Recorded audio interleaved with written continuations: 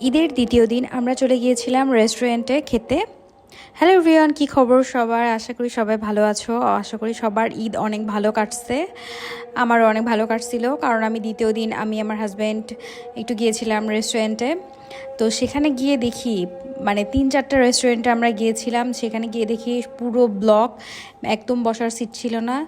লাস্টে আমরা চিলক্সে গেলাম, কারণ সেখানে একটু সিট পাওয়ার সম্ভাবনা ছিল। যাই হোক, আমরা অনেকক্ষণ পরে সিট পাইছি। তো সেখানে খাবার অর্ডার দিয়েছি, আমার পছন্দের কিছু খাবার। যদিও খাবারগুলোও পেয়েছি অনেকক্ষণ পরে, প্রায় আধা ঘন্টা পরে। একটা মজার বিষয় কি, ঈদের সময় ঢাকার রাস্তা একদম ফাঁকা থাকে, আমার না খুব ভালো লাগে। আমার মনে হয় যে আমি রাস্তা দিয়ে কিছুক্ষণ হাঁটি। যাই হোক, আমার পছন্দের খাবারগুলো আমি অর্ডার দিয়েছিলাম। আর হচ্ছে নাগা ড্রামস্টিকের কথা কি বলবো, আমি ওখানে গেলে ওইটা খাবই, কারণ আমার খুবই খুবই পছন্দের। যদিও ঝাল প্রচুর ব্যথা করে পেট।